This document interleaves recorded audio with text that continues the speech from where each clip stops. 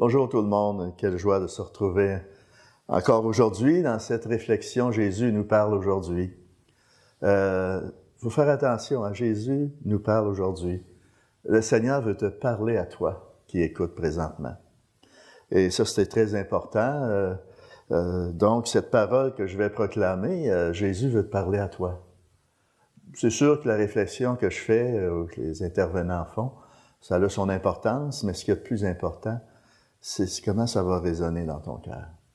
Alors aujourd'hui, on a cette joie, ce privilège d'entendre l'Évangile de Jean, au chapitre 10, versets 31-42, en ce beau vendredi 11 avril. Donc, pour que cette parole résonne en vous et qu'elle vienne vous rejoindre et qu'elle devienne parole de Dieu, soyons ouverts avec toutes nos pauvretés, à ce que le Seigneur veut te dire à toi ce matin, aujourd'hui, le 11 avril, parce qu'elle est vivante, la parole.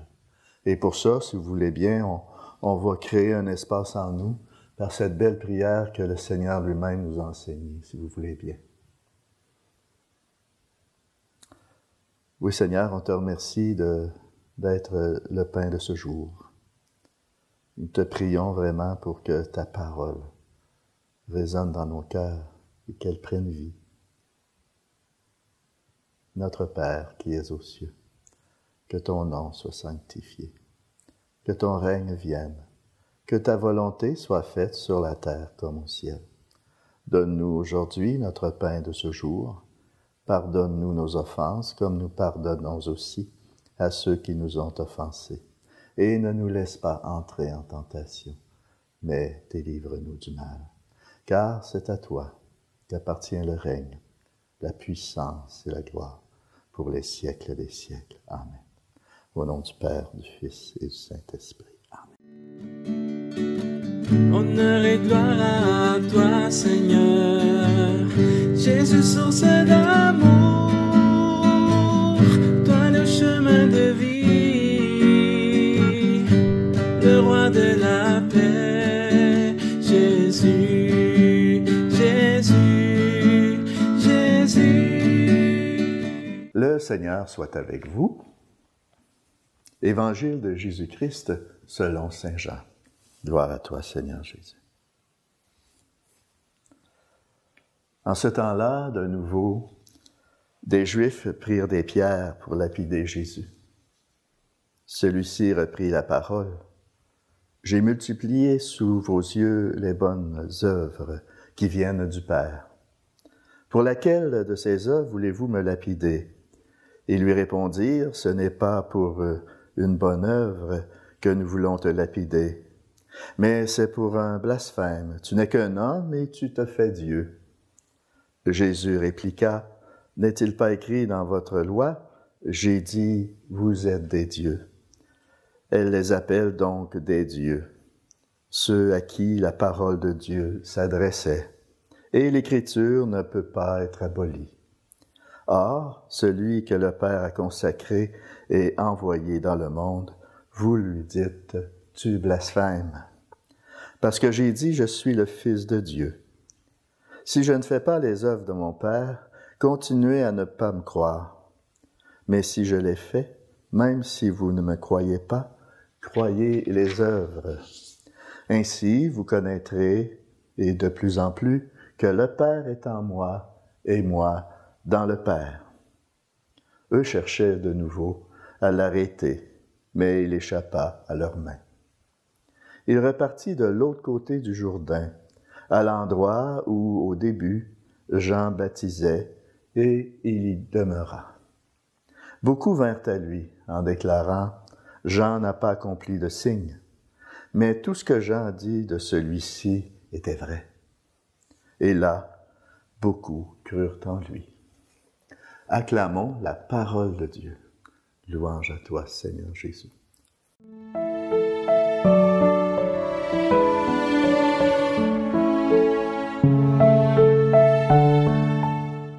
Alors, chers amis, on voit que les Juifs du temps, une fois de plus, ils veulent lapider Jésus. Jésus qui se retrouve encore au cœur d'une controverse à leurs yeux.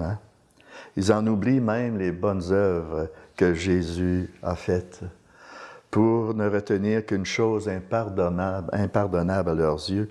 Jésus se présente comme étant le Fils de Dieu. Et selon leur loi, c'est là une faute pour eux. Parce que dans la loi de Moïse, celui qui se déclare Fils de Dieu mérite la mort. Jésus essaye de les raisonner, mais rien n'y fait. Puis en même temps, Jésus ne veut pas rentrer dans une polémique. Il ne veut pas se battre avec eux autres. Il ne les insulte pas et il ne veut pas rentrer en guerre avec eux. Mais il s'en va tout simplement. Il se retire. Il s'en va là où Jean-Baptiste baptisait, où il y a encore des disciples qui s'accrochent à lui, qui veulent accueillir sa parole. Ceux-là le reconnaissent et croient en lui. Eux qui ont perçu l'Esprit du Père qui les touchait au plus profond de leur cœur. C'est là que c'est important, là. Lorsque nous sommes à l'écoute de la parole, qu'est-ce que ça me dit à l'intérieur? Qu'est-ce que ça vient me chercher? C'est là qu'il est important de saisir, parce que cette parole, elle est vivante encore aujourd'hui. Christ est vivant encore aujourd'hui. Dans ton cœur, il veut te parler personnellement. Donc, il se laisse toucher par la parole. Et en même temps, cette parole, il faut avoir un cœur de pauvre pour accueillir cette parole-là. Pour s'ouvrir à cette parole de vie. Alors, ils ont été confirmés dans leur foi et ils ont reconnu que Jésus est dans le Père et que le Père est en lui. En revenant, pour ainsi dire, au point de départ de son ministère, Jésus démontre que son service public est terminé. Là, on s'approche de la fin de son ministère. On s'approche de la Semaine Sainte.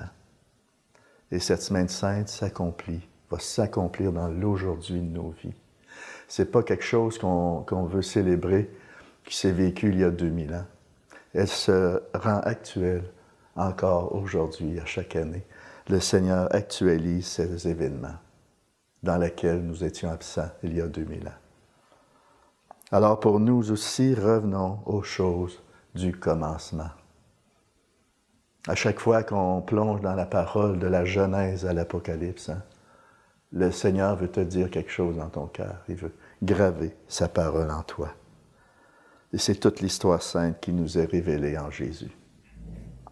Tout converge vers lui, l'agneau de Dieu, celui qui enlève le péché du monde, qui s'offre sur la croix en sacrifice pour nos péchés.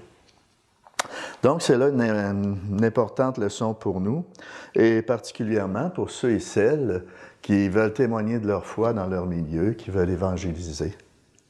Parce que l'évangélisation, c'est témoigner de notre foi. À combien Jésus est à l'œuvre dans nos vies. Donc, cette foi-là, on ne peut pas la donner, nous. Elle ne s'impose pas, on la propose. C'est un don de Dieu. Donc, c'est important de pouvoir témoigner, évangéliser avec un cœur qui aime. Et qui n'a pas d'attente, tout simplement. Si la personne accueille la parole, c'est tant mieux. Mais s'il le refuse, il faut la laisser à sa liberté. C'est important. Donc, durant toute sa vie, Jésus a connu cette sensibilité-là, à laquelle nous, on n'est pas vraiment habitués, de vivre le rejet. Cette souffrance d'être rejeté parce qu'il était le Fils du Père. Lui dont le seul désir était de nous donner son Père. Qui me voit, voit le Père. Donc, Dieu saura bien trouver, même s'il renie tout ça, même si les personnes qu'on rencontre rejettent du revers de la main notre témoignage, Dieu va de toute façon trouver sûrement une autre occasion pour les rejoindre d'une façon que lui seul connaît. Sinon, on tombe dans une sorte, pas d'inquiétude, mais de tristesse. Le fait que nos églises se vident et tout. Il ne faut pas tomber dans ce panneau-là, de se laisser atteindre par la tristesse de ce qu'on peut vivre aujourd'hui à travers notre témoignage. Donc, cette leçon-là est importante aussi, car elle montre que l'on peut discuter avec quelqu'un qui croit autrement. On n'a pas tous la même foi, on n'est pas tous rendus au même carrefour du chemin, au même niveau. J'aime pas le mot niveau parce que des fois on est là, des fois on se sent plus pauvre, moins sûr. On a tous nos doutes, nos fragilités à ce niveau-là. Il ne faut surtout pas rentrer en guerre avec notre prochain. Hein, Et lorsqu'on voit que nos discussions au niveau de notre foi est stérile, il faut peut-être tout simplement se retirer, mais tout le temps en garder cette amitié humaine, ce lien. Il ne faut pas briser, il ne faut pas rompre les ponts. Tout simplement garder des liens avec ceux à lesquels le Seigneur nous envoie. C'est la même chose dans nos familles. Hein.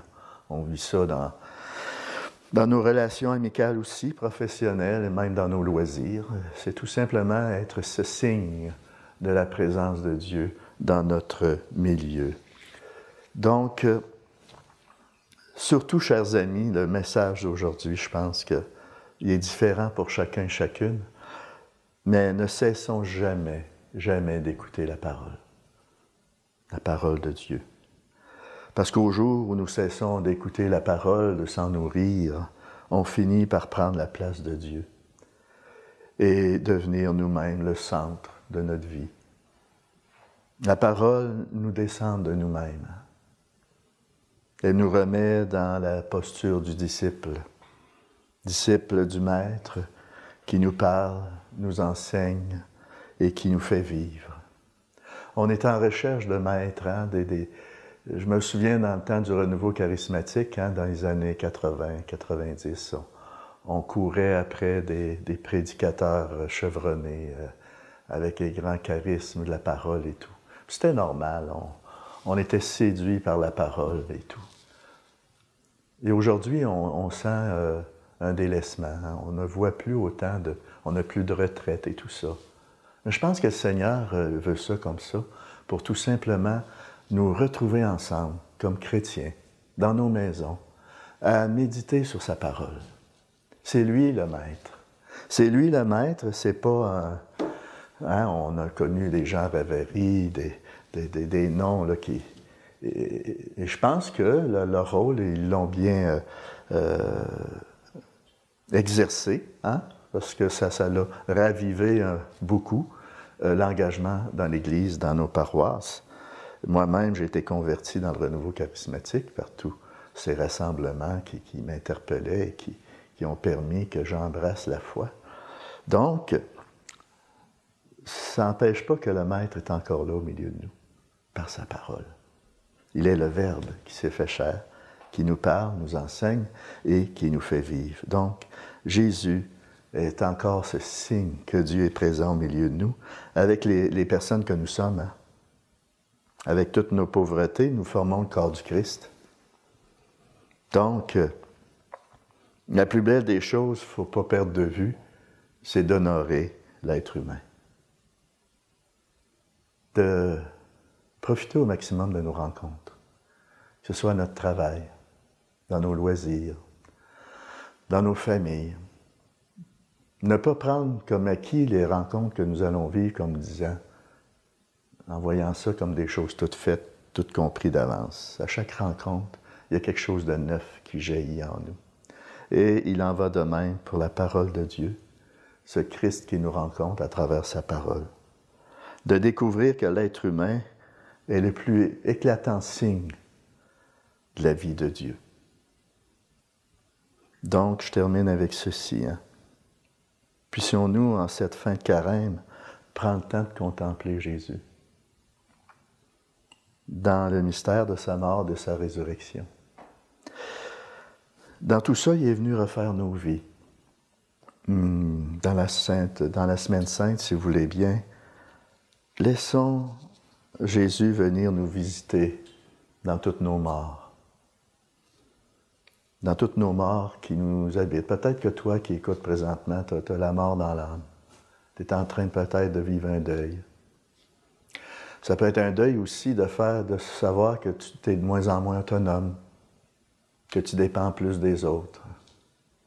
Alors, il y a cette mort qui t'habite, le fait que tu n'es plus autant efficace que tu l'étais il y a quelques années.